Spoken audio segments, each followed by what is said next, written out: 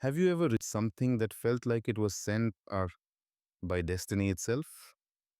Now imagine a letter, a simple paper letter, arriving 12 years after the day it should have changed everything. That's what happened to Helena.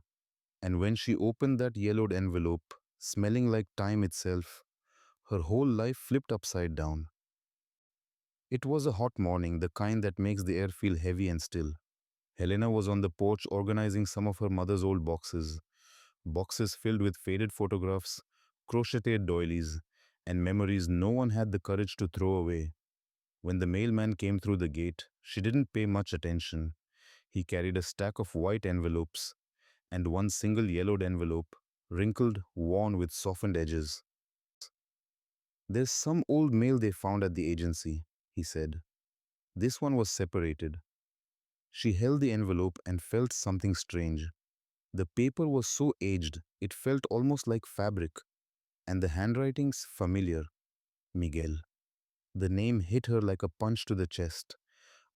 A shiver crawled up her spine. The kind you feel when the past decides to knock without asking permission. Miguel. Her first love. Miguel, with the crooked smile. Miguel, with that woodsy cologne mixed with burnt coffee. Miguel, who promised he'd come back. And never did. Helena sat on the porch floor, the envelope in her hands, staring at her own reflection on the plastic seal cracked by time. Everything around her suddenly felt too quiet. Even the birds stopped singing. She opened it slowly. The sound of the brittle paper breaking apart echoed like someone tearing a page out of her life. His handwriting was there, round, careful, exactly as she remembered. "Helena, if you're reading this, it's because I couldn't find you before I left." With the first sentence, she lost her breath. He continued, "I got the scholarship. The one I always said I'd never accept if it meant leaving you. But they gave me 24 hours to decide. I went to your house. Your mother said you had traveled with your aunt. I couldn't see you, I couldn't explain. And I'm too much of a coward to lose you while looking into your eyes." Her throat tightened. Her heart was beating like it was trying to escape her chest.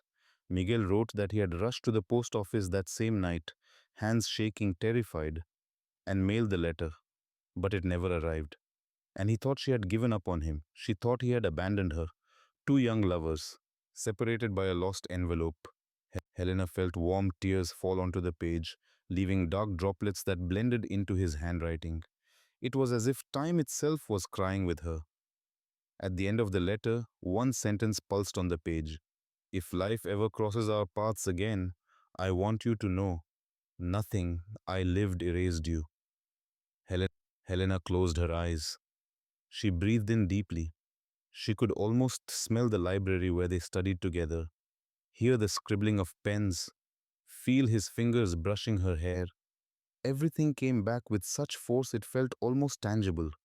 From outside the gate, the mailman shouted, "Oh, this letter was in a box they found during a renovation. Must have been forgotten there for a long time." Helena swallowed hard. It wasn't coincidence. It was persistence from the universe. That night, after hours staring at the letter, she typed his name online. Her hands shook. Her heart raced, and then his picture appeared. The same crooked smile, now framed by a few wrinkles, older, realer, and living just 2 towns away. Helena laughed, a laugh that burns, that frees the chest, that mixes relief with pain and hope, a laugh that feels almost like a beginning. That's when she understood, some things aren't about the right time, they're about the necessary time. The letter didn't arrive late. It arrived when Helena was finally ready to read it. With trembling hands, she wrote only, "I received your letter today." His reply came 5 minutes later. "Helena, I've waited half my life to read that sentence. Where are you?" That's how some chapters restart. No noise, no warning, no script. Just the courage to open an envelope destiny kept safe for 12 years. If this story moved you, share it with someone who believes in destiny. And tell me in the comments, would you open that door or leave it closed?